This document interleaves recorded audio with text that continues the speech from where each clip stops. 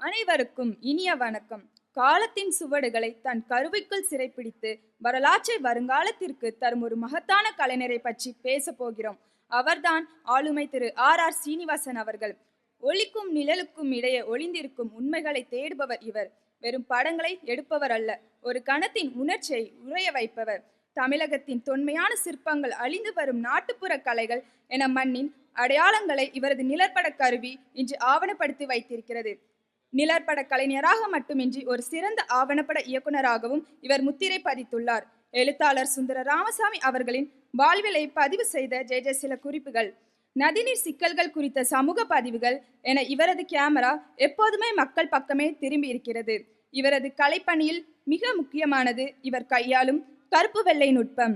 வண்ணங்கள் இல்லாத அந்த நிழற்படங்களில் அத்தனை உயிரோட்டத்தையும் நம்மால் காண முடியும். விளம்பர வெளிச்சங்களை விரும்பாத ஒரு மௌனமான வரலாற்று பதிவாளர் இவர். வாழும் காலத்தின் சாட்சியாக திகழும் திரு ஆர் சீனிவாசன் அவர்களின் இந்த பயணத்தை போற்றுவதில் நாம் பெருமிதம் கொள்கிறோம். காஞ்சனை திரைப்பட இயக்கம் வழிபல கலை இலக்கிய படங்களை வெளியிட்டு சிறந்த பார்வையாளர்களை உருவாக்கி வருகிறார். நல்ல கலை இலக்கிய திரைப்படங்கள் குறித்து சமூகத்திடம் கொண்டு வருகிறார். மாணவர்களுக்கு புகைப்பட கலை பயிற்சியும் அளித்து வருகிறார். நல்ல வாசிப்பாளர் இவர். தமிழகத்தின் கலை மற்றும் வரலாற்றை தனது நிழற்படங்களால் ஆவணப்படுத்தி வரும் நிழற்பட கலைஞர் மற்றும் ஆவணப்பட இயக்குனர் திரு ஆர் சீனிவாசன் முடிவில்லா ஒளிப்படக்கலை என்ற தலைப்பில் சிறப்புரையாற்ற வருமாறு அன்புடன் அழைக்கிறோம்.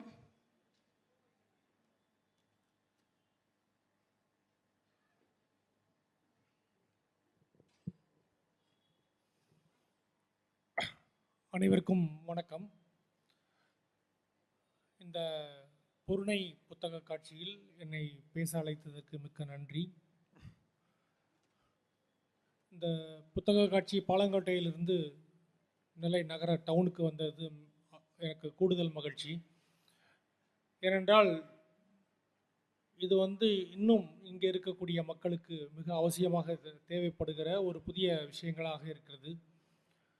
இவ்வளவு நல்ல அரங்கிலே மிக சிறப்பாக இந்த புத்தக காட்சி நடைபெறுவது ஒரு மகிழ்வான ஒரு விஷயம். திருநெல்வேலியிலே இது 9 அரசு சார்பாக நடத்தக்கூடிய 9வது புத்தக கண்காட்சி என்று போட்டுகிறார்கள். அதாவது இப்போ 2026 2018 இந்த புத்தக காட்சி நடந்துருது. ஆனால் 1990 94 95 அந்த காலகட்டத்திலேயே திருநெல்வேலியில் புத்தக காட்சி நடந்தது. அந்த புத்தக காட்சி நடைபெறுவதற்கு நானும் ஒரு முக்கியமான காரணமாக இருந்தேன். முனைவர் வசந்தி தேவி அவர்கள் நம்முடைய மனோன்மணியம் சுந்தரனார் பல்கலைக்கழகத்தில் துணைவேந்தராக இருந்த பொழுது மனோன்மணியம் சுந்தரனார் பல்கலைக்கழகம் சார்பாக 1994 95 96 அந்த காலகட்டங்களிலே புத்தக கண்காட்சி மாதிதா இந்து கல்லூரியில் நடைபெற்றது. அது மிகச் சிறப்பாக நடைபெற்றது. அப்பொழுதே எல்லா விதமான புத்தக அரங்குகளும் சென்னையிலிருந்து வரவழைத்து இதே போல் கருத்தரங்கம் எல்லா விஷயத்தையும் நானே முன்னின்று செய்தேன். அந்த விஷயங்கள் எல்லாவற்றையும் ஆர்கனைஸ் பண்ணுவது, அந்த புத்தக கண்காட்சியை வடிவமைப்பது போன்ற விஷயங்களையும் நான் செய்திருக்கிறேன். எனக்கு இந்த புத்தக கண்காட்சி கடந்த ஒரு 87 88 இன்று வரை ஒரு வாழ்க்கை முறையாக மாறிவிட்டது. சென்னையில் புத்தக கண்காட்சி, அதில் ஸ்டால் எடுப்பது, புத்தகம் வெளியிடுவது என்பது ஒரு வருடத்தில் ஒரு வாழ்க்கை முறையில் ஒரு பகுதியாக இந்த புத்தக காட்சி மாறிவிட்டது. அந்த அளவுக்கு அந்த புத்தகங்கள் மீதான காதலும் அந்த புத்தக கண்காட்சியில் மக்களை சந்திப்பதும் மிகுந்த மகிழ்ச்சியான ஒரு விஷயமாக மாறிவிட்டது. இந்த அரசு நடத்தும் இந்த பொருணை நெல்லை புத்தக காட்சியில் கூட ஆரம்ப காலங்களில் முதல் 4-5 புத்தக காட்சியில் தொடர்ச்சியாக நான் இப்பொழுது 2024 தான் நாம் இந்த பொருணை நாகரிகம், பொருணை ஆதிச்செல்லூர் நாகரிகம் என்றெல்லாம் பேச ஆரம்பிக்கிறோம். பட் 2016 இந்த புத்தக காட்சியை தொடங்கியதிலிருந்து தொடர்ச்சியாக ஒரு 3-4 வருடங்கள் நான் ஆதிச்செல்லூர் தாமிரபரணி நாகரிகம் என்ற தலைப்பில் இதே கூட்டங்களில் தொடர்ச்சியாக பேசி வந்திருக்கிறேன். இந்த ஆதிச்செல்லூரை பற்றி யாரும் அறியவில்லை, இதை எல்லோரும் தெரிந்து கொள்ள வேண்டும் என்று ஆதில் செல்லூர் நாகரிகத்தை பற்றி தொடர்ச்சியாக பேசிக்கொண்டேன். நான் அதை பற்றி ஒரு விரிவான ஆவணப்படமும் எடுத்தேன். அந்த அடிப்படையில் விரிவாக பேசிக்கொண்டேன். அது மட்டுமல்லாமல் முதலில் நடந்த பல புத்தக கண்காட்சி, முதல் நடந்த 4-5 சென்னை நெல்லையில் நடந்த புத்தக கண்காட்சியில் யாரை பேச அழைப்பது என்பதில் கூட என்னுடைய பங்கு இருந்தது. வழக்கமான பேச்சாளர்களை தாண்டி மறைந்திருக்கக்கூடிய உலகுக்கு தெரியாத நபர்களை எல்லாம் கூட்டிகிட்டு வருவது, குறிப்பாக சுற்றுச்சூழல், தொல்லியல், இந்த மாதிரியான வழக்கமாக புத்தக கண்காட்சியில் பேச அழைக்காத நபர்களெல்லாம் பேச, அந்த மாதிரியான புதிய நபர்களை, அதுவரை வெளிச்சத்திற்கு வராத நபர்களை எல்லாம் கூட்டிகிட்டு வந்து அந்த அரங்கத்திலே நாங்கள் பேச வைத்தோம். அது ஒரு மட்டற்ற மகிழ்ச்சியாக இருந்தது. இந்த நிகழ்ச்சி கூட, ஆனால் இது எதுக்கு சொல்கிறேன்னா, நான் தொடர்ச்சியாக அந்த 4-5 வருடம் புத்தக கண்காட்சியில் என்னென்ன தலைப்புகள் அப்படிங்கிறத கூட வடிவமைத்திருக்கிறேன். அப்போது கூட ஒளிப்படக்கலையை பற்றி ஒருவர் பேச வேண்டும் என்று நான் நினைத்ததே இல்லை. அது நான் மற்ற சுற்றுச்சூழல் எல்லா விஷயங்களையும் பற்றி, சினிமா எல்லாவற்றையும் பற்றி பேசுறதுக்கு, ஆனால் ஒளிப்படக்கலையை பற்றி ஒருத்தரை பேச அழைக்க வேண்டும் அல்லது நானே பேச வேண்டும் என்று கூட நான் நினைத்தது இல்லை. ஆனால் இந்த புத்தக கண்காட்சியில் தோழர் கண்ணன் மற்றும் நண்பர்கள் எல்லாரும் சேர்ந்து ஒரு ஒளிப்படக்கலையை பற்றி இந்த அரங்கிலே பேச வேண்டும் என்று என்னுடைய பெயரை போட்டது எனக்கு மிகுந்த மகிழ்ச்சியாக இருக்குது. இதுவரை வேறு எந்த புத்தக கண்காட்சியை கூட யாருமே ஒரு ஒளிப்படக்கலையை பற்றி பேசியிருப்பார்களா என்று தெரியவில்லை. எனவே இது ஒரு நல்ல முன்முயற்சி. ஓவியத்தை பற்றி கூட சந்துரு சார் நிறைய பேர் பேசியிருக்கிறார்கள். ஆனால் ஒளிப்படக்கலையை பற்றி இதுவரைக்கும் தமிழ்நாட்டில் நடந்த எந்த புத்தக காட்சியிலும் யாருமே பேசியதாக எனக்கு தெரியவில்லை. ஏனென்றால் நான் எல்லா புத்தக கண்காட்சியும் தொடர்ச்சியாக பின்பற்றி வருகிறேன். எனவே இந்த காட்சியில் இந்த முடிவிலா ஒளிப்படக்கலை என்று பேச அழைத்ததற்கும், அந்த தலைப்பை எனக்கு கொடுத்ததற்கும், அதை பேச இப்படி ஒரு பார்வையாளர்கள் மத்திய உரையாற்றுவதற்கு வாய்ப்பு கிடைத்ததற்கு மிக்க நன்றி. திருநெல்வேலியை பொறுத்தவரை அல்லது இந்தியாவை பொறுத்தவரை புகைப்படக்கலை என்பது ரொம்ப, அதாவது உலகம் புகைப்படக்கலை தோன்றியது உங்களுக்கு எல்லாருக்கும் நிறைய ஆச்சரியமான விஷயமாக இருக்கலாம். இந்தியாவிலேயே புகைப்படக்கலை தொடங்கியது எங்கே என்று நாங்கள் யோசித்தோமானால் சில வரலாறு தகவல்களை மட்டும் சொல்கிறேன். அது சென்னையில் தான் ஓவியல் கல்லூரியில் அப்போது டெக்னிக்கல் இன்ஸ்டிடியூட்டாக இருந்தது. 150 வருடங்களுக்கு முன்னாடியே முதலாக நம்ப முடியாத வகையில் 3 விஷயங்கள் சென்னையில் துவங்கியது. ஒன்று ஓவியக் கல்லூரி என்ற கூடிய டெக்னிக்கல், அதாவது அந்த காலத்திலே ஒரு கைவினை பொருட்களை செய்யக்கூடிய ஒரு ஒரு பள்ளிக்கூடமாக அந்த சென்னை கவின்கலை கல்லூரி முதலில் உருவானது. அதிலே புகைப்படக்கலை, அது ஆங்கிலேயர்கள் அங்கே இருந்ததினால் புகைப்படக்கலையும் ஒரு பாடமாக அங்கே பயிற்றுவிக்கப்பட்டது. அது ரொம்ப ஆச்சரியகரமான விஷயம். முதல் விஷயம் அங்கே புகைப்படக்கலை பயிற்றுவிக்கப்பட்டது. நம்பர் 2 புகைப்படக்கலையை சொல்லித்தரப்பட்டது. அது எப்படி அதை படம் எடுப்பது போன்ற விஷயங்களை ஒரு வகுப்பறையில் சொல்லித்தரப்பட்டது.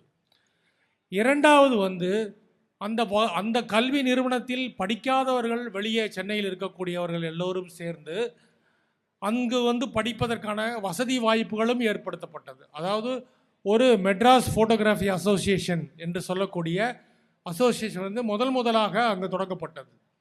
3வதாக அங்கேயே பிரிண்ட் செய்வதற்கும் அதை கழுவுவதற்குமான வாய்ப்புகளும் அங்கே ஏற்படுத்தப்பட்டது.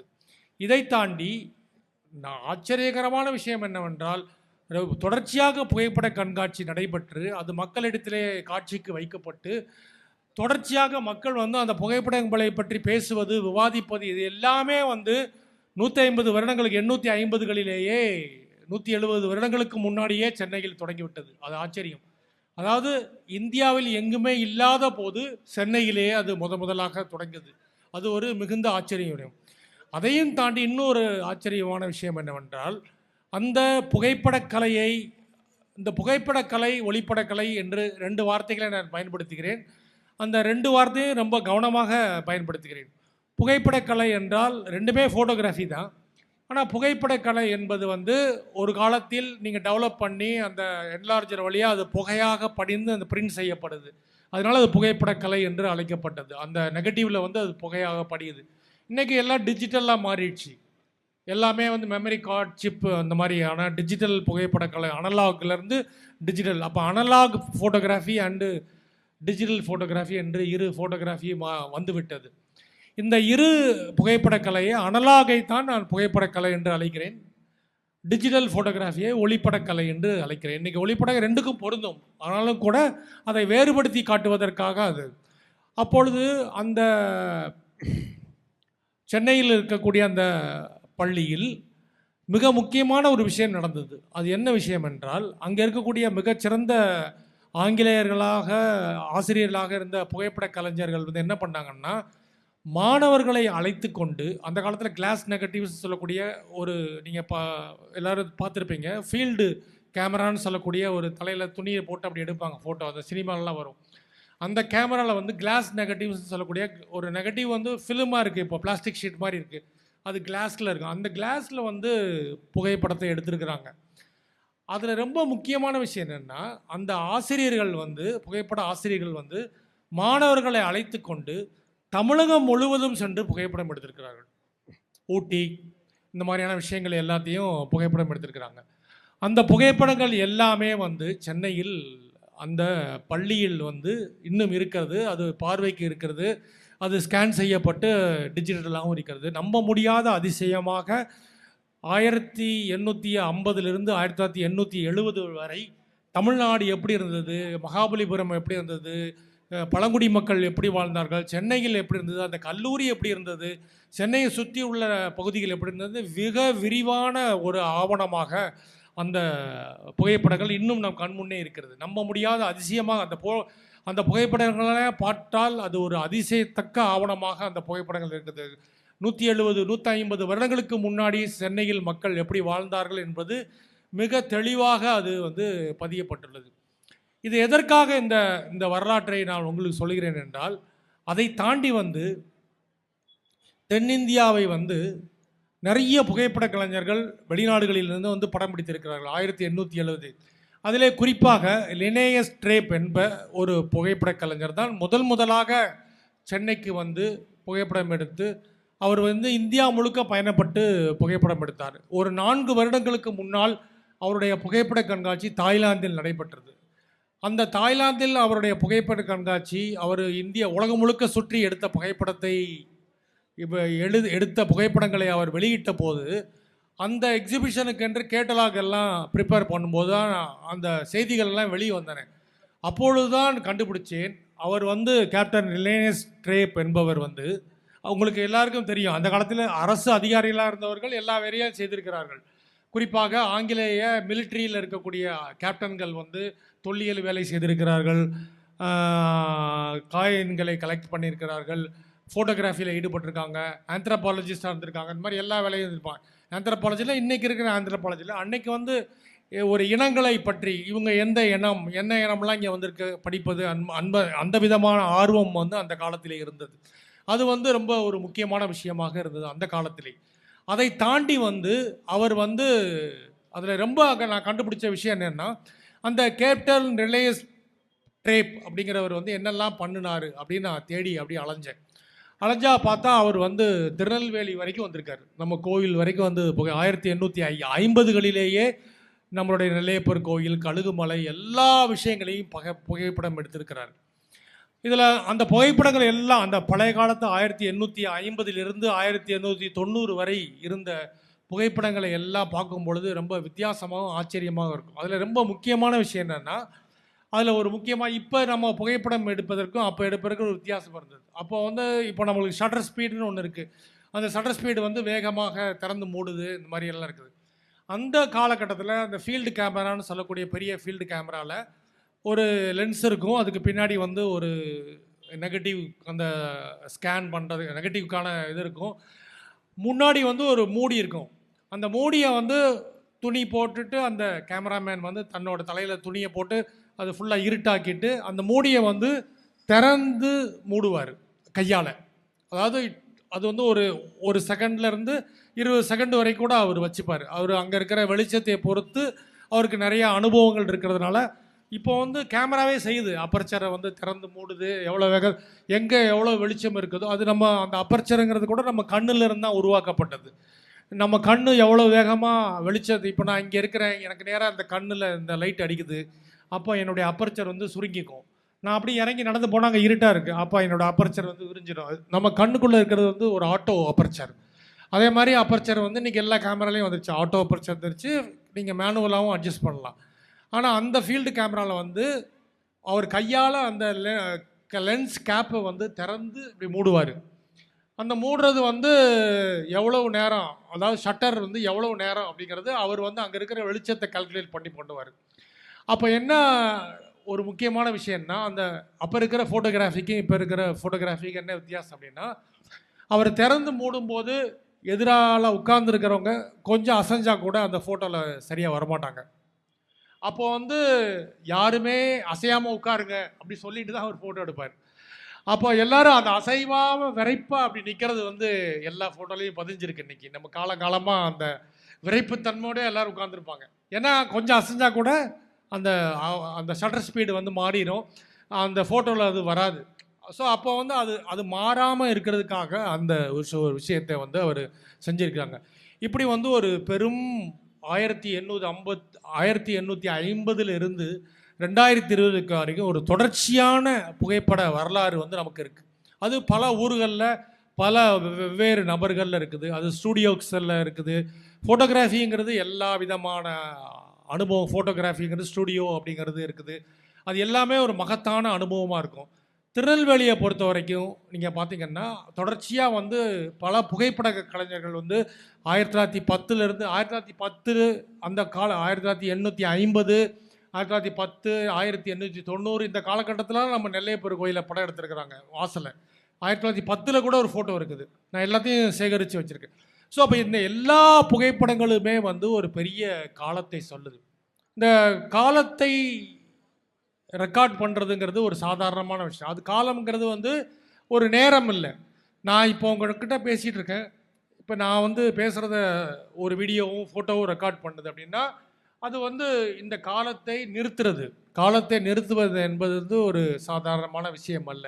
கடவுள் நம்ம திருவிளையாடல் படத்தை மாதிரி அசையும் பொருள் அந்த மாதிரி அவர் பாட்டு போடும்போது காலமே நின்றுது இல்லையா? அவர் அந்த மாதிரியான ஒரு காலத்தை நிறுத்துவது என்பது ஒரு கடவுளுக்கு இணையாக ஒரு விஷயமாக அந்த காலத்தை நிறுத்துறது வந்து அந்த ஃபோட்டோகிராஃபியில் இருக்குது, இயல்பாகவே இருக்குது. ஸோ அப்படிப்பட்ட ஒரு ஆச்சரியகரமான ஒரு விஷயம் வந்து அந்த புகைப்படக்கலை. மற்ற கலையிலிருந்து புகைப்படக்கலையும் சினிமாவும் மாறுபடுவது எங்கன்னா, ஒரு கவிஞராகவோ ஒரு நாவலிஸ்டாகவோ அல்லது எல்லாம் இருக்கிறது வந்து அது அறிவியலோடு தொடர்புடையது வந்து ரொம்ப குறைவாக இருக்கிறது. ஆனால் புகைப்படக்கலை, ஒளிப்படக்கலை, சினிமாங்கிறது வந்து நேரடியாக அறிவியல் மூலமாக, அறிவியல் புரட்சி மூலமாக அது பிறந்த கலை. ஸோ அந்த கலை வந்து ஒரு மிக முக்கியமான ஒரு மாற்றத்தை வந்து பெற்று இன்றைக்கி வந்து உலகளாவிய மதிப்பாக மாறியிருக்கிறது. திருநெல்வேலியை பொறுத்த வரைக்கும் ஸ்டூடியோ வரலாறு என்பது ரொம்ப முக்கியமானது. எனக்கு வந்து நான் 5 வயதிலிருந்து இந்த திருநெல்வேலியிலே டவுனில் வந்து மாரார் ஸ்டூடியோ அப்படின்றது, அந்த ஸ்டூடியோவுக்கு போகிறதே ஒரு பெரிய அனுபவமாக இருக்கும். கல்பனா ஸ்டூடியோ இருந்தது, சென்ட்ரல் ஸ்டூடியோன்னு வந்தது, பாளையங்கோட்டையில் ஒரு ஸ்டூடியோ இருந்தது. இது எல்லாமே வந்து காலங்காலமாக நான் அந்த ஸ்டூடியோக்குள்ளே நுழையும் போது என்ன அனுபவம், என்ன எக்ஸ்பீரியன்ஸ் இருக்குது, அதில் ஒன்று கூட எனக்கு மறக்கவே இல்லை. நான் என்னென்ன ஃபோட்டோ அந்த மாரார் ஸ்டூடியோவில் போய் எடுத்துனேன். அந்த திருநெல்வேலியில் அந்த வாகைடி முக்கில் அந்த ஸ்டூடியோ இருந்தது.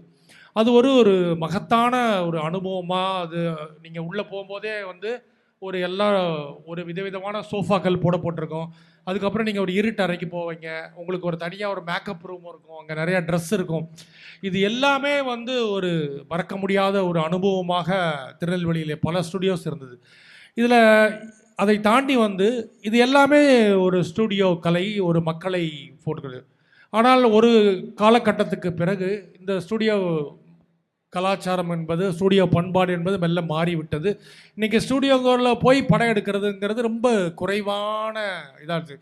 சென்னையில் வந்து வேல் ஸ்டூடியோ இருந்தது, கோயம்புத்தூரில் ஜிகேன்னு ஒன்று இருந்துச்சு. இந்த மாதிரி பல ஸ்டூடியோக்கள் வந்து இந்தியாவிலேயே பாப்புலராக இருந்துச்சு.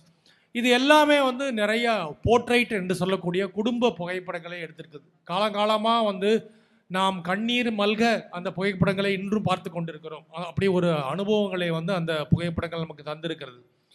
ஆனால் ஒரு கருவி, ஒரு புகைப்பட கருவி ஒன்று இருக்குது. அந்த புகைப்பட கருவியை யார் கையாளுறாங்க அப்படிங்கிறது தான் அடிப்படையான ஒரு விஷயமா வருது. அப்போ ஒரு புகைப்படத்தை நீங்கள் என்கிட்ட காட்டுறீங்க, ஒரு புகைப்படத்தை என்கிட்ட காட்டுறீங்க அப்படின்னா, அந்த புகைப்படத்தில் பல விஷயம் இருக்குது. அந்த இப்போ வந்து ஒரு ஜல்லிக்கட்டோட ஃபோட்டோவை நீங்கள் எனக்கு காட்டுறீங்க. அப்போ அதில் ஜல்லிக்கட்டில் ஒருத்தர் மாடை பிடிக்கிறாரு அப்படிங்கிற ஒரு விஷயம் இருக்குது.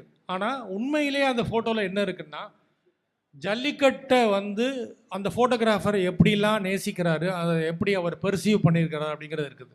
அதில் ஜல்லிக்கட்டுக்கும் அந்த ஃபோட்டோகிராஃபருக்கு இருக்கிற உறவு வந்து அந்த ஃபோட்டோவில் இருக்குது. நாட் ஒன்லி த சப்ஜெக்ட், அவருடைய ரிலேஷன்ஷிப் டு த சப்ஜெக்டும் அதில் இருக்குது. அதான் ரொம்ப ரொம்ப முக்கியமான விஷயம். அப்போ வந்து ஒரு புகைப்படங்களையோ ஒரு ஓவியத்தையோ நம்ம சினிமாவையோ பார்க்கும் பொழுது வந்து அந்த இயக்குனர், அந்த ஃபோட்டோகிராஃபர், அந்த ஓவியர், அவருக்கு இருக்கக்கூடிய உறவு வந்து அந்த படத்தில் இருக்குது. அதான் ரொம்ப ரொம்ப முக்கியமானது. அப்போ நீங்கள் என்கிட்ட ஒரு நூற்றுக்கணக்கான புகைப்படங்களை நீங்கள் என்கிட்ட காமிச்சிங்கன்னா கூட அந்த புகைப்படங்கள் என்ன விதமான உறவுகளை கொண்டு இருக்கிறது அப்படிங்கிறத நம்ம பார்க்க முடியும்.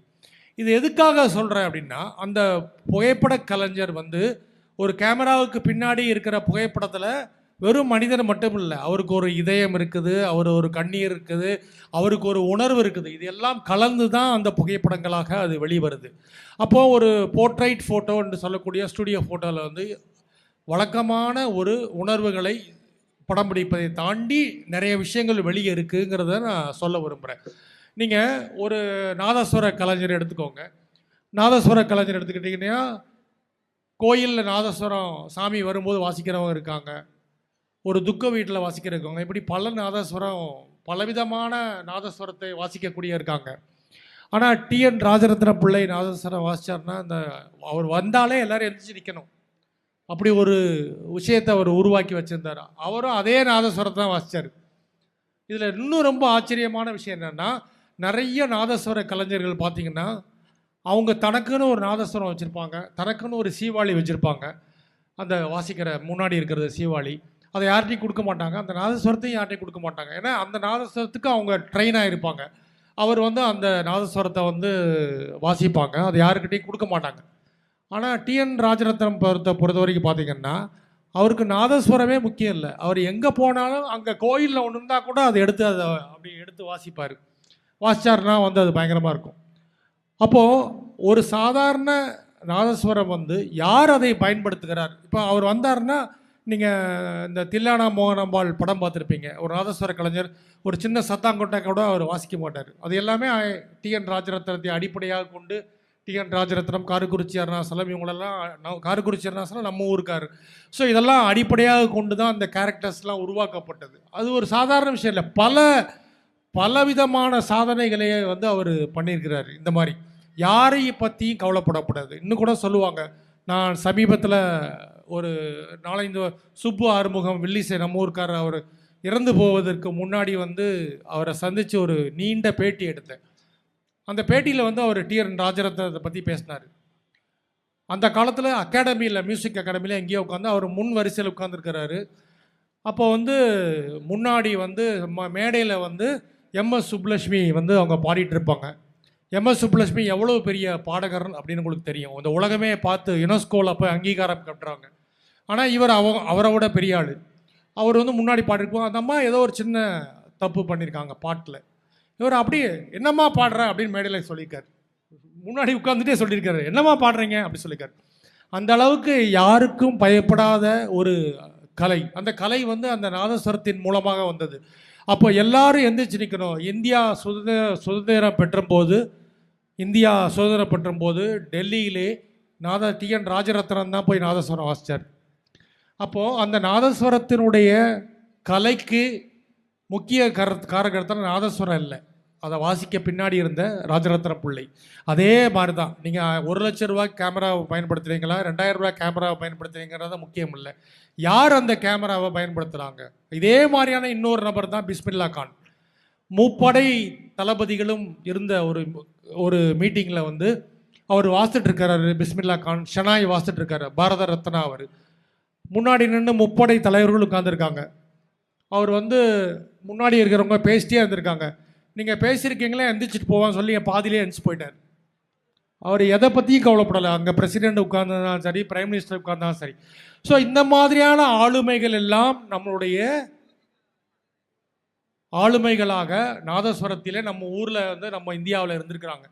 ஸோ அப்படிப்பட்ட அதே போல் புகைப்படக்கலை வந்து ஒரு வெறுமனையாக ஏதோ ஒரு விஷயத்தை டாக்குமெண்ட் பண்ணுற ஒரு கலை அல்ல. அதில் வந்து மாபெரும் கலைஞர்கள் இருந்திருக்கிறாங்க. உலக அளவில் மாபெருமான கலைஞர்கள் இருந்திருக்கிறாங்க. அந்த மாபெரும் கலைஞர்கள் மாபெரும் ஆளுமையாக இருந்திருக்கிறாங்க. அவங்க எடுத்த புகைப்படங்கள், அவங்க எடுத்த அந்த புகைப்படங்கள் மூலமாக அவருடைய வாழ்க்கை வந்து சாதாரணமான வாழ்க்கை அல்ல. இப்போ நீங்கள் வந்து பல யுத்தங்களில் வந்து புகைப்படங்களில் வந்து பல ஆட்கள் வந்து உயிரை விட்டுருக்கிறாங்க. புகைப்படங்களுக்கு முன்னால் எடுக்க போய் ராபர்ட் காப்பா அப்படின்னு ஒரு புகைப்பட கலைஞர், ஒரு யுத்த புகைப்பட கலைஞர். அவர் புகைப்படம் எடுக்கும்போதே அவர் சுட்டுக் கொல்லப்பட்டார். அப்புறம் ஹென்ரி கார்டின் பிரச்சனை எல்லா யுத்தங்களையும் படம் எடுத்திருக்கிறார். இப்படி பலவிதமான புகைப்பட கலைஞர்கள் வந்து இருக்கிறாங்க. அவரை முக்கியமாக எதுக்காக இந்த புகைப்பட கலைஞர்களை பற்றி சொல்கிறேன்னா, அந்த ஆளுமைகளை பற்றி சொல்கிறேன்னா, அது ஒரு நாவலிஸ்ட், ஒரு பெரிய டால்ஸ்டாய், தாஸ்தவ்ஸ்கி போன்ற நாவலிஸ்ட்டுகள் வந்து, வைக்கம் முகமது பஷீர், புதுமை பித்தன், இந்த மாதிரியான நாவலிஸ்ட்டுகள் வந்து ஒரு மாபெரும் வாழ்க்கையை வந்து வாழ்ந்திருக்காங்க. அந்த மாபெரும் வாழ்க்கையை ஊடகமாக அந்த எழுத்து இருந்திருக்குது. அந்த எழுத்து போல புகைப்பட கருவியையும் ஒரு ஊடகமாக கொண்டு பலவிதமான புகைப்பட கலைஞர் இருந்திருக்காங்க. அவங்க நாவலிஸ்டையும் தாண்டியும் இருந்திருக்கிறாங்க. அதான் ரொம்ப முக்கியம். சாதாரண எழுத்தாளர்கள், இப்போ நம்ம எங்கே திரும்பினாலும் எழுத்தாளர்கள் இந்த மாதிரியான விஷயங்கள் பார்க்குறோம். ஆனால் ஒரு புகைப்பட கலைஞர், ஒரு ஓவியர்கள், அந்த மாதிரியான விஷயங்கள்லாம் வந்து ஒரு எழுத்தாளருடைய அனுபவங்களையும் தாண்டிய பெரிய அனுபவங்களுக்கு சென்றிருக்கிறார்கள். அப்படி ஒரு சின்ன அனுபவத்தை மட்டும் நான் சொல்லிக்கிறேன். நான் தூய சவேரியார் கல்லூரியில் படிச்சுட்டு இருக்கும்போது 1987, 88 நான் அந்த காலகட்டத்தில் நான் ஆங்கில இலக்கியம் அந்த முதல் வருஷம் அந்த மாதிரி படிச்சுட்டு. அப்போது வந்து பிளாட்ஃபார்மில் வந்து பாளையங்கோட்டை பஸ் ஸ்டாண்டில் வந்து பஸ்ஸில் ஏறி புக்கெலாம் விற்பாங்க. நீங்கள் பார்த்துருப்பீங்க. பஸ்ஸில் ஏறி சார் இந்த புக்கை வாங்கி, கம்யூனிஸ்ட் இயக்கத்தில் உள்ளவங்க விற்பாங்க. அந்த மாதிரி ஒரு தோழர் வந்து பஸ்ஸில் ஏறி இனி அப்படின்னு ஒரு பத்திரிக்கை வந்திருக்கு, இந்த பத்திரிக்கை நீங்கள் வாங்கணும் அப்படின்னு அதை பேசினார். அந்த புத்தகம் வந்து பார்த்தா, அந்த புத்தகத்தில் வந்து இருக்கிற ஃபோட்டோஸ்லாம் பார்த்தீங்கன்னா அவ்வளோ பிரமாதமாக இருந்துச்சு. அங்கே உள்ளுக்குள்ளே அந்த பாளையங்கோட்டை பஸ் ஸ்டாண்டுக்குள்ளே இந்த கடைகள்லேயும் அந்த புத்தகம் தொங்க விடப்பட்டிருந்தது. ஸோ அது வந்து எஸ்வி ராஜதுரை அப்படிங்கிற எழுத்தாளர் நடத்தின ஒரு இனிங்கிற ஒரு பத்திரிக்கை புகைப்பட கலையை அட்டையாக கொண்டு அந்த வந்துச்சு. அதில் வந்து நான் அந்த புத்தகத்தை வாங்கி நான் படிக்க ஆரம்பித்து என்னோடய வாழ்க்கையிலேயே ஒரு திருப்பு முனையாக அந்த இனி அப்படிங்கிற புத்தகம் வந்து இருந்துச்சு. அதுக்கப்புறம் வந்து புதுயுகம்னு ஒரு பத்திரிக்கை வந்தது. அந்த பத்திரிக்கையும் எனக்கு வாழ்க்கையோட ஒரு திருப்பு முனையாக இருந்துச்சு. ஸோ அந்த இனிங்கிற பத்திரிக்கையில் அந்த புகைப்படத்தெல்லாம் பார்த்து அதில் நிறையா கதைகள், நிறையா எல்லாமே அரசியல் எல்லா விஷயங்களும் அதில் விவாதிக்கப்பட்டிருந்தது. அதில் வந்து ஒரு முக்கியமாக வந்து அந்த அட்டையில் வந்த புகைப்படங்கள் வந்து மிகச்சிறப்பாக, இப்படிலாம் ஒரு புகைப்படத்தை யாராவது எடுக்க முடியுமா அப்படிங்கிற மாதிரி அந்த புகைப்படங்கள் இருந்துச்சு. திருநெல்வேலி, சென்னையில் இருக்கக்கூடிய மெரினா பீச், இந்த மாதிரி எல்லா விஷயங்களும் அந்த புகைப்படத்தில் அட்டையில் வந்துச்சு. அப்போது வந்து அந்த எடுத்தது யாருன்னு உள்ளே பார்த்தா அதில் ஜான் ஐசக் கருணாகரன் அப்படின்னு அந்த பேர் போட்டிருந்தது. அப்போ வந்து எனக்கு பயங்கர ஆச்சரியம். ஜான் ஐசக் கருணாகரன் யார் அப்படின்னு பார்த்தா ஒரு 2 இதழ். அதுக்கப்புறம் நான் அந்த இஷ்யூவை நான் தொடர்ந்து வாங்க ஆரம்பித்தேன். ஒவ்வொரு இதழும் வந்து அந்த பாளையங்கோட்டை பஸ் ஸ்டாண்டில் கடையில் ஒவ்வொரு மாதத்துக்கும் ஒரு இதழ் வந்துகிட்டே இருந்துச்சு. அப்போது ஒரு 3வது இதழில் 4வது இதழில் வந்து அந்த புகைப்படங்களை எடுத்த அட்டையில் இருந்தவரோட பேட்டி, அந்த புகைப்பட கலைஞருடைய பேட்டி வந்து வந்தது. ஜான் ஐசக் கருணாகரன் அப்படிங்கிறவரோட பேட்டி வந்து, அவர் வந்து யுனெஸ்கோவில் வந்து ஒரு புகைப்பட கலைஞராக இருந்தார். அந்த புகைப்பட கலைஞராக இருந்தபோது வந்து அவருடைய பேட்டி வந்து அதில் வந்தது. அதில் வந்து அவர் 4-5 கேமராவை போட்டுட்டு ஒரு கால் மேலே கால் போட்டு ஒரு மலையுச்சில் நின்றுட்டு இருப்பார். அந்த புகைப்படம் தான் என்னுடைய வாழ்க்கையே மாற்றுச்சு. அவர் அந்த பேட்டியும் அவருடைய புகைப்படம், அவர் எடுத்த புகைப்படம் கூட கிடையாது, அவருடைய புகைப்படத்தில் 4-5 கேமராவை மாட்டிட்டு அவர் வந்து நின்றுட்டு இருப்பார். அப்போ நான் முடிவு பண்ணேன், நானும் இதே மாதிரியான ஒரு கேமராமேனாக ஆகணும் அப்படி சொல்லிட்டு. அதுக்கப்புறம் அது படிக்கிட்டு இருக்கும்போது நான் எம்ஏ நாட்டார் வழக்காற்றியல் படித்தேன். அதுக்கப்புறம் நான் படிக்கலை. நான் நல்ல மார்க்லாம் வாங்கியிருந்தேன், முதல் மாணவனாக கூட வந்தேன். ஆனாலும் நான் அதுக்கப்புறம் இதுமாரி படிக்கக்கூடாது, நம்ம வந்து அப்படியே நாடோடியாக இருக்கணும், அல்லது ஒரு புகைப்பட கலைஞராக மாறும் சொல்லி நான் விட்டுட்டேன். அப்போது விட்டு அவருடைய புகைப்படங்கள்லாம் பார்த்து நிறையா பயிற்சி எடுத்தேன். அப்போ வந்து அதெல்லாம் எடுத்துகிட்டு நான் ஒரு நாள் சென்னையில் நானே நிறைய ஃபோட்டோலாம் எடுத்து சென்னையில் வந்து ஒரு புகைப்பட பயிற்சி பற்றை புகைப்பட கண்காட்சி வந்து நடத்தினேன்.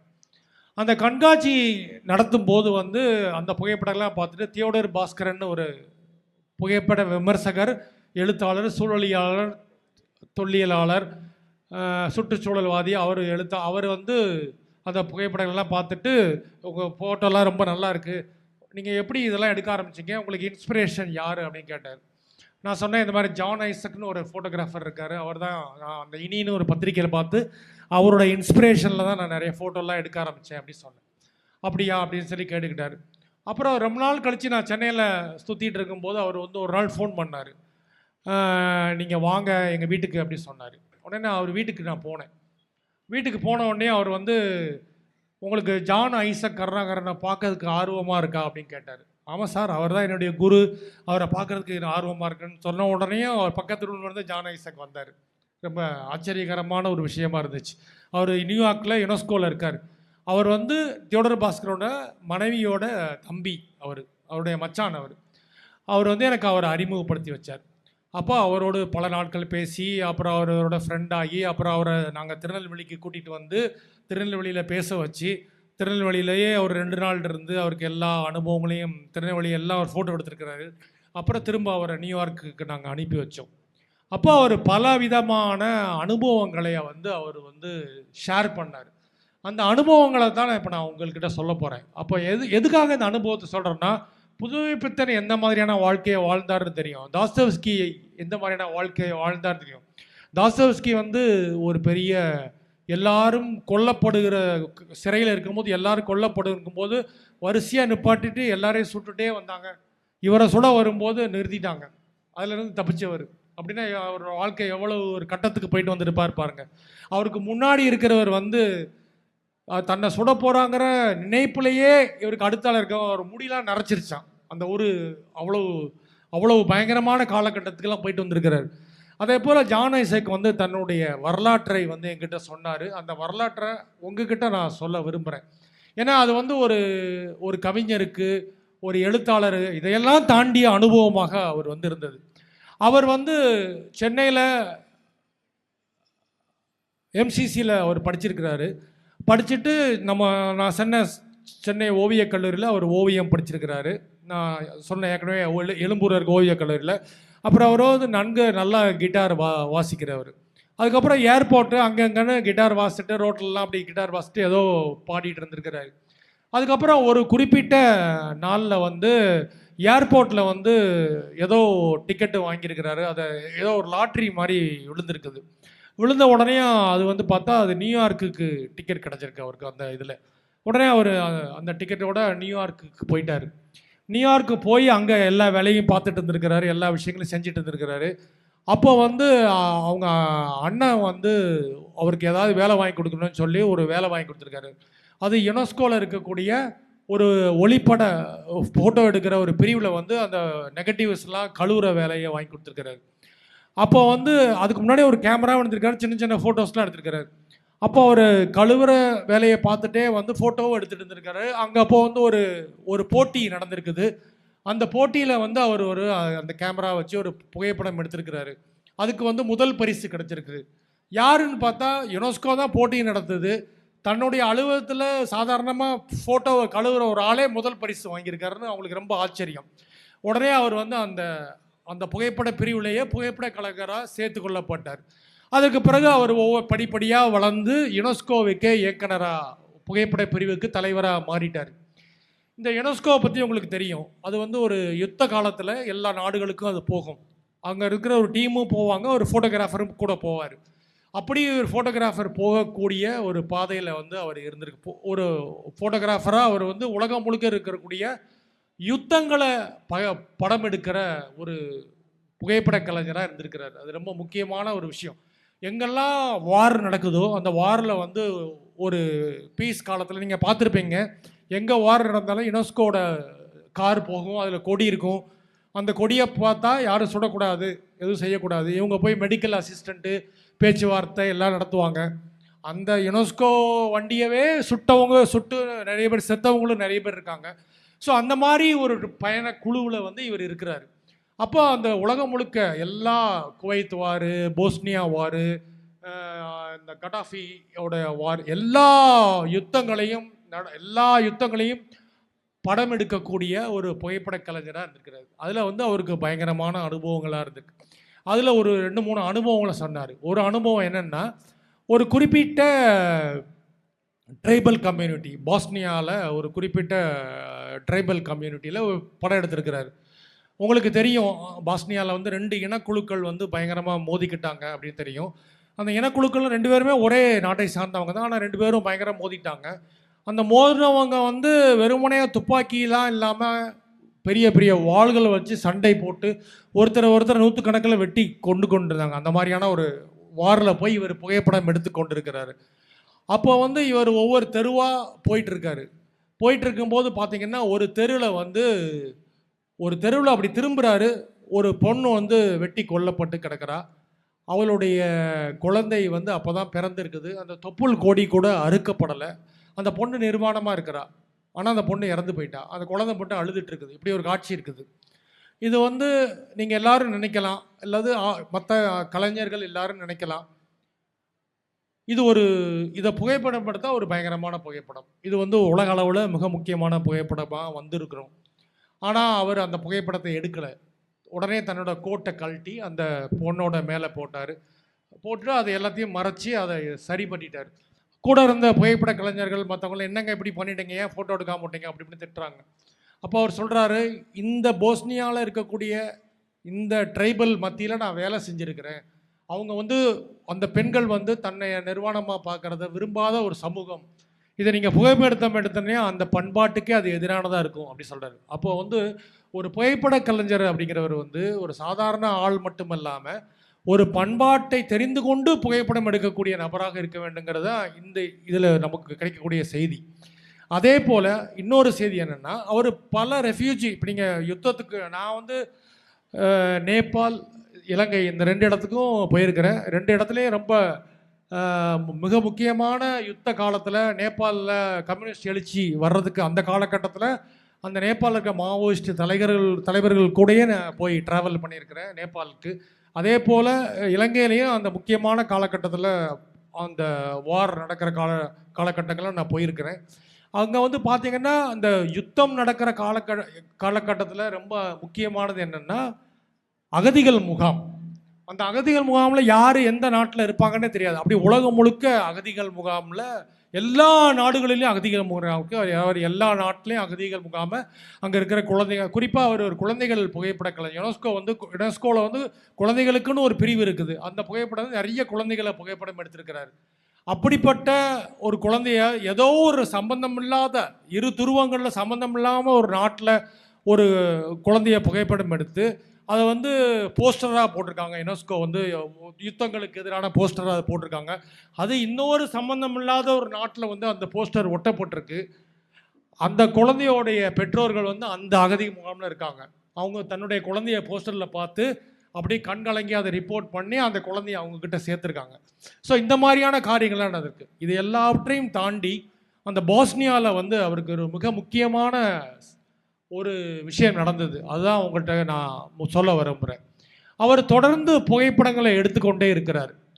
தொடர்ந்து புகைப்படங்கள் எடுத்துகிட்டு இருக்கும்போது உங்களுக்கு தெரியும், அது வந்து நிறைய பிணங்கள் இருக்கும். நீங்கள் பாஸ்னியாவுடைய ஹோட்டல் ருவாண்டான்னு ஒரு திரைப்படம் வந்திருக்குது. நீங்கள் யாராவது பார்த்துருக்கீங்களா?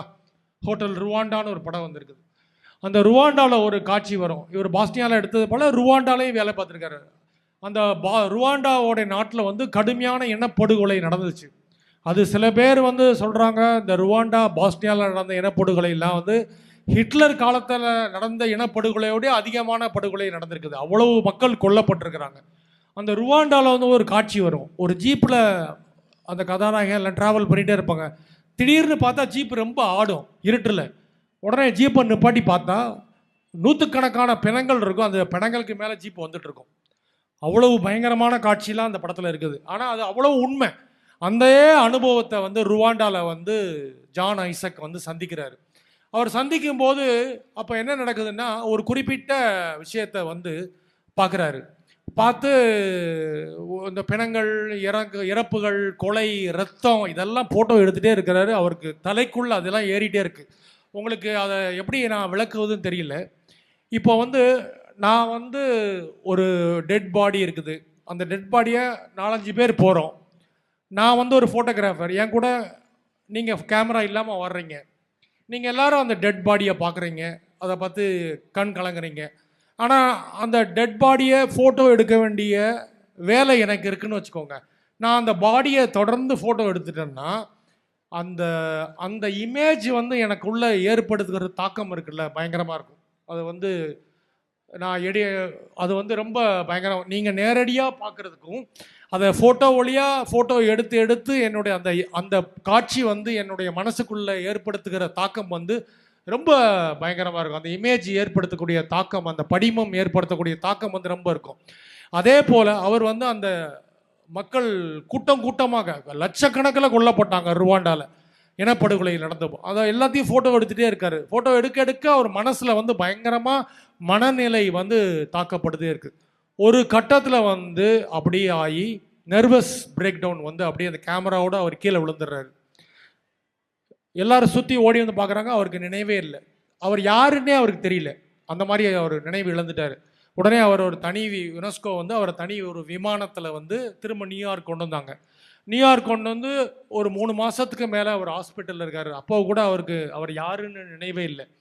அதுக்கப்புறம் உடல் ரீதியாக மனம் வந்து சரியாக வரல, பேதலிச்சு போச்சு. யாருன்னே அவருக்கு தெரியல. அதெல்லாம் கம்ப்ளீட்டாக சரியாக போய் உடலில் இருக்கக்கூடிய விஷயங்கள்லாம் நல்லாகி உடல் ஹெல்த்தியாகி இனிமேல் நீங்கள் வீட்டில் போய் இருங்க அப்படின்னு சொல்லிட்டாங்க. அவர் வந்து வீட்டில் வந்து இருக்கிறார், தன்னோட மனைவியோட வீட்டில் வந்து இருக்கிறாரு. ஆனால் அவருக்கு நினைவு இல்லை. தான் யாருன்னே அவருக்கு தெரியல, எப்படிப்பட்டவர்னு தெரில, எந்த விதமான மனசில் இருக்கக்கூடிய எல்லா விஷயங்களையும் அவர் மறந்துட்டார். தான் யாருன்னே அவருக்கு தெரியல. அப்படி கட்ட காலத்தில் அவர் வீட்டில் வந்து அவர் தினசரி உட்காந்துருக்கிறார். காலையில் எழுந்துச்சு அவர் குளிப்பார், ஒய்ஃப் வந்து சாப்பாடு கொடுப்பாங்க, அப்படியே உட்காந்துட்டே இருப்பார். மத்தியானம் சாப்பிடுவார், தூங்குவார், பாத்ரூம் போவார். இப்படி அவருடைய வாழ்க்கை ஒரு ஒரு ஒரு மாதத்துக்கு மேலே போயிட்டே இருக்குது. அவர் யாருன்னே அவருக்கு தெரியல. ஒரு நாள் வந்து அவர் வந்து தோட்டத்தில் வந்து உட்கார்ந்துருக்கிறார். தோட்டத்தில் உட்கார்ந்துருக்கும் பொழுது ஒரு பெரிய வீட்டுக்கு முன்னாடி அவருக்கு முன்னாடி வந்து ஒரு பெரிய சூரியகாந்தி பூ வந்து இருக்குது. அந்த சூரியகாந்தி பூ வந்து அவர் அதை பார்த்துட்டே இருக்கிறார். அப்போ வந்து ஒரு பெரிய வண்ணத்து பூச்சி வந்து அப்படி பறந்து வந்து அந்த சூரியகாந்தி பூ மேலே உட்காருது. அவர் அதை கண்ணால் பார்க்குறாரு. அப்படியே அந்த வண்ணத்து பூச்சி வந்து பறந்து வந்து அந்த சூரியகாந்தி பூ மேலே உட்காருது.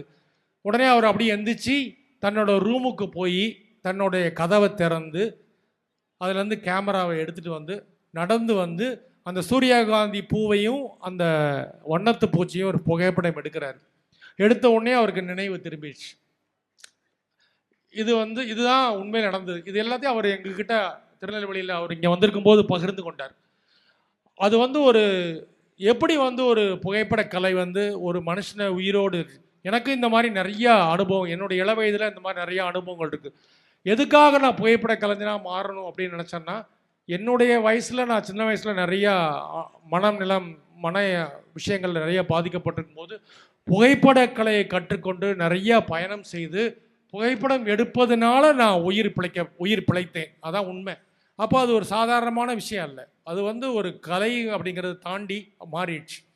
இது வந்து அப்போ இதை எதுக்கு நான் சொல்ல வர்றேன்னா, இன்றைக்கி வந்து ஒரு ஃபேஸ்புக்கு, ட்விட்டர் இது எல்லாமே வந்து பார்த்திங்கன்னா ஃபோட்டோ பேஸ்டு சோஷியல் நெட்வொர்க். இதுக்கு முன்னாடி கிடையாது. இந்த இணைய புரட்சி வந்ததுக்கு பிறகு ஃபேஸ்புக்கு, ட்விட்டர், இன்ஸ்டாகிராம் எல்லாம் வந்ததுக்கப்புறம் இது எல்லாமே வெற்றிகரமாக செயல்படுவதற்கு ஒரே ஒரு காரணம் என்னென்னா, இது எல்லாமே ஃபோட்டோ பேஸ்டு. ஃபோட்டோ மூலமாக தான் எல்லோரும் கம்யூனிகேட் பண்ணுறாங்க. நான் சாப்பிட்டேன், நான் அங்கே போனேன், இங்கே போனேன், எல்லாமே ஃபோட்டோ கம்யூனிகேஷன் தான். எழுத்து ரொம்ப குறைஞ்சிச்சு, எழுத்தே கிடையாது. ஃபேஸ்புக்கில் அதிகம் எழுதுனவங்க ரொம்ப குறைய பேர் தான். அப்போ இது எல்லாமே இன்றைக்கி ஒரு ஃபோட்டோ பேஸ்டாக மாறிடுச்சு. அப்போது ஒரு நாளைக்கு 1 கோடி ஃபோட்டோ வருது.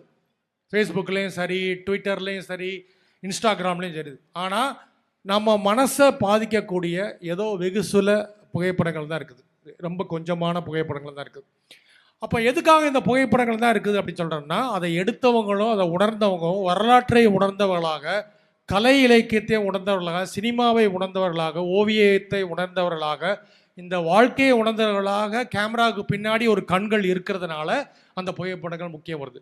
நான் வந்து இது வரைக்கும் நூற்றுக்கணக்கான பயிற்சி வகுப்புகள் கல்லூரி மாணவர்களுக்கு, பெரியவங்களுக்கு, பலதரப்பட்டவங்களுக்கு, போலீஸ்காரங்களுக்கு எல்லாருக்கும் நடத்தியிருக்கிறேன். எல்லார்ட்டையும் நான் போன உடனே ஒரு கேள்வி கேட்பேன். இந்த உலகத்தின் சிறந்த உங்களை பாதித்த 5 படங்கள் என்ன அப்படின்னு சொல்லுவேன் அப்படின்னு கேட்பேன். ரொம்ப நான் கேட்குற கேள்வியை ஒருவேளை உங்களுக்கு சந்தேகம் இருந்தால், நீங்கள் எங்கே பேச போனாலும் சரி, நீங்கள் என்ன பயிற்சி வகுப்பு நடத்தினாலும் சரி, இல்லை நீங்கள் என்ன மாணவர்கள்ட்ட பற்றி நீங்கள் எங்கே போய் பேசினாலும் சரி, நீங்கள் போய் ஒரு கேள்வி கேளுங்க. நீங்கள் உங்களுக்கு பிடிச்ச, நீங்கள் பார்த்த இந்த உலகத்தின் மிக முக்கியமான 10 புகைப்படங்கள் என்ன அப்படின்னு நீங்கள் கேளுங்க. எந்த மாணவர்களையும் போய் கேளுங்க. எல்லா மாணவர்களும் நான் இப்போ உங்ககிட்ட கேட்கலாம். நீங்கள் இது வந்து ஒரு மேடை பயிற்சி, ஒரு கிளாஸாக இருந்தால் நான் கேட்டு உங்ககிட்டே ஒவ்வொன்றா கேட்டு வாங்கியிருப்பேன். ஆனால் இப்போ நான் இது ஒரு மேடையாக இருக்கிறதுனால அது சரியாக இருக்காது. நானே சொல்கிறேன், ஒரு 10 புகைப்படங்கள் உங்களுக்கு பிடிச்ச புகைப்படம், இந்த உலகத்தின் முக்கியமான புகைப்படங்கள் 10 புகைப்படங்கள் என்ன அப்படின்னு நீங்கள் கேளுங்க. அதை வந்து நான் கேட்குற மாதிரி நீங்கள் எங்கே வகுப்பு எடுத்தாலும், நீங்கள் ஆசிரியராக இருக்கலாம், எங்கே பேசக்கூடியவர்களாக இருக்கலாம், இந்த ஒரு 10 புகைப்படங்கள் சொல்லுவாங்க. என்னெல்லாம் புகைப்படங்கள் நான் சொல்கிறேன். ஒரு வியட்நாமில் வந்து அணுகுண்டு வெடிக்கும் போது ஒரு சின்ன குழந்தை ஓடி வரும், பார்த்துருக்கீங்களா? ட்ரெஸ்லாம் வரைஞ்சு அந்த புகைப்படத்தை சொல்லுவாங்க. அதுக்கப்புறம் வந்து ஒரு ஃபோட்டோகிராஃபர் வந்து ஒரு குழந்தை சாகும்போது ஒரு கழுகு வந்து நின்றுருக்கு, அதை ஃபோட்டோ எடுத்திருப்பாங்க. அதுக்கப்புறம் அது எல்லோரும் தப்புன்னு சொன்னதுனால அந்த ஃபோட்டோகிராஃபர் அவரே தற்கொலை பண்ணிக்கிட்டார். அந்த புகைப்படத்தை பற்றி சொல்லுவாங்க. அதுக்கப்புறம் ஹென்ரி கார்டியர் பிரசனுடைய மிக முக்கியமான புகைப்படம் சொல்லுவாங்க. இப்படியே ஒரு புகைப்படங்கள் இப்படி நமக்கு எல்லாத்துக்கும் தெரியும். அப்புறம் வந்து இன்னொரு மிக முக்கியமான புகைப்படங்களை சொல்லுவாங்க எல்லாரும். நீங்கள் கேட்டிங்கன்னா கல்லூரி மாணவர், சைனாவில் புரட்சி நடந்தபோது, தியானன்மன் ஸ்கொயரில் புரட்சி நடந்தபோது ஒரு மாணவன் வந்து ஒரு டேங்க் முன்னாடி சட்டையை கழட்டிட்டு இப்படி பார்த்துருப்பீங்க. அந்த ஃபோட்டோவை எல்லாரும் சொல்லுவாங்க. நீங்கள் எங்கே போய் கேட்டாலும் சொல்லுவாங்க. அந்த ஃபோட்டோவில் என்ன புரட்சி, என்ன விஷயம் அப்படின்னு பார்த்தீங்கன்னா, அந்த ஃபோட்டோ வந்து ஒரு மாணவர்கள் புரட்சி நடக்குது. அந்த மாணவர் புரட்சி நடக்கும்போது வந்து மாணவர்கள்லாம் புரட்சிருக்கிறாங்க. டேங்க் வந்து முன்னாடி, பீரங்கி வந்து முன்னாடி நிற்குது. அந்த பீரங்கி முன்னாடி நிற்கும் பொழுது அந்த மாணவர்கள் வந்து அங்கே நின்றுட்டு அந்த கூட்டத்துக்கு எதிராக இருக்கிறாங்க. அப்போ அந்த பீரங்கி வந்து அவங்கள ஏற்ற வருது மேலே. இவங்க எல்லாரும் ஏற்ற வந்தால் இவங்க எல்லோரும் விலகி ஓடிடுவாங்க அப்படிங்கிற நம்பிக்கையில் வந்து எல்லோரும் நிற்கிறாங்க. அந்த பீரங்கி முன்னாடி வரும்போது ஒரு மாணவன் மட்டும் முன்னாடி நடந்து போய் தன்னுடைய சட்டையை கழட்டிட்டு என்னை ஏற்றுங்க அப்படின்னு நிற்கிறான். அப்போ வந்து அந்த ஃபோட்டோ வந்து உலகத்தையே உழுக்குச்சு. அப்போ வந்து அந்த ஃபோட்டோவை எடுத்துட்டு அந்த ஃபோட்டோகிராஃபர் வந்து அன்னைக்கு பத்திரிகையில் என்ன கொடுத்தார், என்ன ஒரு தலைப்பு கொடுத்தாங்கன்னா, சீனாவில் ஒரு கதாநாயகன் உருவானான் அப்படின்னு போட்டாங்க. ஒரு ஹீரோ பான் அப்படின்னு போட்டாங்க. இதில் ரொம்ப முக்கியமான விஷயம் என்னென்னா, அந்த ஏற்ற வந்த பீரங்கிக்காரர் வந்து இந்த பையன் முன்னாடி வர்றதை பார்த்துட்டு அவங்களுடைய ஆர்டர் வந்து அந்த பையங்க மேலே அந்த பீரங்கி ஏற்றுறது தான் மிலிட்ரியோட ஆர்டர். ஆனால் அந்த பீரங்கிக்குள்ளே இருந்த டிரைவர், ஒரு மிலிட்ரி மேன் வந்து அந்த பையன் வந்து சட்டையை கழட்டிட்டு முன்னாடி போய் நிற்கிறான். ஆனால் அந்த பீரங்கி வந்து வருது. அந்த ஆள் வந்து பீரங்கியை நிப்பாட்டிட்டு உள்ளேருந்து எந்திரிச்சு வெளியே போயிட்டார். நான் ஏற்ற மாட்டேன் சொல்லிட்டு. அன்னைக்கு சாயந்தரம் அந்த பத்திரிகையில் போட்டாங்க, சீனாவில் இன்னொரு கதாநாயகன் பிறந்தான் அப்படின்னு சொல்கிறாங்க. அப்போது ஒரு சாதாரண புகைப்படம் அல்ல, அது ஒரு சாதாரண விஷயம் அல்ல, ஒரு வரலாறையே திருப்பி போட விஷயமாக இந்த புகைப்படங்கள் எல்லாமே இருக்குது. அதான் ரொம்ப முக்கியம். ஸோ இப்படிப்பட்ட புகைப்படம் என்பது ஒரு புகைப்படம். நீங்கள் செல்ஃபோன் வச்சுருக்கேங்க, செல்ஃபோன் வந்து இன்றைக்கி 1000 ரூபாயிலேருந்து 1 லட்ச ரூபா 1.5 லட்ச ரூபா வரைக்கும் ஃபோன் இருக்குது. நீங்கள் 1 லட்ச ரூபாய்க்கு ஃபோன் வச்சுருக்கீங்களா, 1000 ரூபாய்க்கு ஃபோன் வச்சுருக்கீங்களாங்கிற பிரச்சனை இல்லை. நீங்கள் அதை வச்சு என்ன செய்கிறீங்க அப்படிங்கிறதா பிரச்சனை. ஒட்டுமொத்தமாக அமெரிக்காவில் வந்து ஒரு கருப்பினர் வந்து அடித்து கொல்லப்படும் போது ஒரு சாதாரண வீடியோ கேமரா எடுத்தது தான் பெரும் புரட்சியாகி ஒரு வெள்ளை இன புரட்சிக்கு எதிரான ஒரு கருப்பின புரட்சி அங்கே வந்துச்சு. ஸோ நீங்கள் எதை படம் பிடிக்கிறீங்க அப்படிங்கிறதா ரொம்ப ரொம்ப ரொம்ப முக்கியமான ஒரு விஷயம். இது எல்லாமே வந்து புகைப்பட கலைக்கு பின்னாடி இருக்கக்கூடிய ஒரு மாபெரும் கலைஞர்கள் வந்து எப்படிலாம் வேலை செஞ்சுருக்காங்க. அவங்க டால்ஸ்டாய்க்கு இணையாக, தாஸ்தோவ்ஸ்கி இணையாக வேலை செஞ்சுருக்காங்க. வெறும் புகைப்பட கலைஞர் அல்ல, சாதாரண ஃபோட்டோ எடுக்கிற ஆள் இல்லை, ஏதோ சும்மா என்னத்தையோ ரெக்கார்ட் பண்ணுற கல்யாண வீட்டில் ஃபோட்டோ எடுக்கிற ஆள் மட்டுமல்ல, அதையும் தாண்டி ஒரு பெரிய கலைஞர்களாக ஒரு மாபெரும் விஷயங்களாக இருந்திருக்காங்க. அதை வந்து நீங்கள் புரிந்து கொண்டு அந்த புகைப்படங்களை தொடர்ந்து பார்த்து, ஏன்னா இன்றைக்கி உலகமே புகைப்படங்களை தான் இயங்குது. இன்றைக்கி கொஞ்ச நாள் கழித்து நீங்கள் எல்லாமே நீங்கள் உங்கள் குழந்தைகளுக்கு தெரிவிக்க வேண்டியது, உங்கள் குழந்தைகள் உங்களுக்கு தெரிவிக்க வேண்டியது எல்லாமே புகைப்படங்களில் தான் வரப்போகுது. அப்படி ஒரு காலம் உருவாகி கொண்டு இருக்குது. எழுத்துங்கிறது கம்மியாகி விஷுவல் நெரேட்டிவ் தான் இன்றைக்கி வந்துட்டு இருக்கு. சினிமாவாக இருக்கட்டும், ரீல்ஸாக இருக்கட்டும், எல்லாமே விஷுவலான நெரேட்டிவாக வந்துட்டு இருக்கு. அப்போ வந்து ஒரு காட்சி படிமம் சொல்லக்கூடியது வந்து எப்படி ரொம்ப முக்கியமானது அப்படிங்கிறது இருக்கும். அப்போது நான் ஏற்கனவே ஜான் ஐசக் சொன்ன பொழுது வந்து அது ஒரு பெரிய கருணை சார்ந்ததாக நான் சொன்னேன் உங்ககிட்ட. அவர் வந்து ஒரு பெண், கர்ப்பிணி பெண் நிர்வாணமாக இருக்க புகைப்படம் எடுக்கலை அப்படின்னு சொல்கிறார். அப்போ வந்து அவர் தன்னுடைய கடைசி காலகட்டத்தில் ஒரு புத்தகத்தை வெளியிட்டார். தான் எடுத்த ஃபோட்டோஸ் எல்லாத்தையும் போட்டு ஒரு புத்தகத்தை வெளியிட்டார். அந்த புத்தகத்துக்கு அவர் வச்ச பேர் வந்து நான் எடுக்காத புகைப்படங்கள் அப்படின்னு பேர் வச்சார். The picture I did not take அப்படின்னு பேர் வச்சார். அப்படின்னு என்ன அர்த்தம்?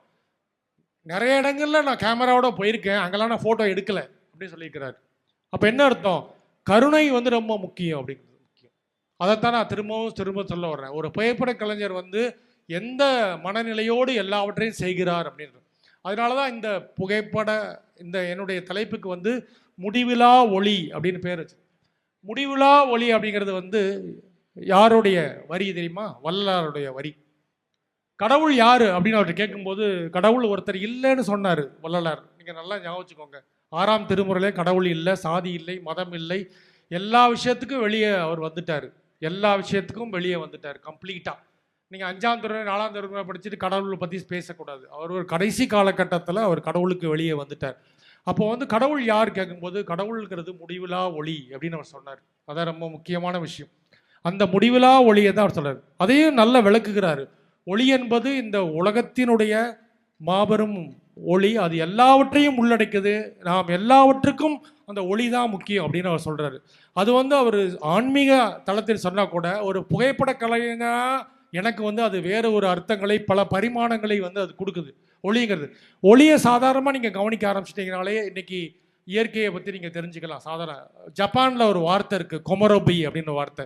தினசரி இலையின் வழியாக அந்த ஒளி கீழே விழுது இல்லையா, அதை கவனிப்பதன் மூலமாக உங்கள் வாழ்க்கையை நீங்கள் மேம்படுத்தி கொள்ள முடியும் அப்படின்னு ஒரு விஷயத்த சொல்லப்படுது. அப்போ வந்து வள்ளலார் சொல்கிற ரொம்ப தெளிவாக சொல்கிறது, ஒளி என்பது வெளிச்சம் அல்ல அப்படின்னு சொல்கிறாரு. எவ்வளோ போயிட்ரி பாருங்க. ஒளிங்கிறது வெளிச்சம் கிடையாது, அது வந்து இந்த ஒட்டுமொத்த உலகத்தையே தாங்கி நிற்கக்கூடிய ஒரு விஷயம் சொல்கிறாரு. அப்புறம் இன்னும் சொல்கிறாரு, இருளு ஒளினா என்ன அப்படின்னு கேட்கும்போது அவர் சொல்கிறாரு, கருணையோடு சேர்ந்த அறிவு இருக்கு இல்லையா, அதுதான் ஒளி அப்படிங்கிறாரு. அறிவு இல்லாத கருணை வந்து இருள் அப்படிங்கிறாரு. இந்த வார்த்தைகள்லாம் சாதாரண வார்த்தைகள் அல்ல. கருணையோடு சேர்ந்த அறிவு தான் ஒளி. அறிவு இல்லாத கருணை அப்படிங்கிறது, கருணை இல்லாத அறிவு என்பது இருள் அப்படி சொல்றாரு. இப்படி ஒரு ஆழமான விஷயங்களை வந்து நம்முடைய ஒளி அப்படிங்கிறது வந்து ஏதோ வெளிச்சம் அல்ல, அது வந்து நம்ம எல்லாவற்றையும் பாதுகாக்கக்கூடிய, நம்மை மேன்மைப்படுத்தக்கூடிய ஒரு மாபெரும் வாழ்க்கை அனுபவத்தை நோக்கி போகக்கூடிய ஒரு விஷயமாக இருக்குன்னு சொல்லிக்கொண்டு என்னுடைய உரையை முடித்துக்கொள்கிறேன். என்னை பேசாமற்கு மிக்க நன்றியை தெரிவித்துக் கொள்கிறேன்.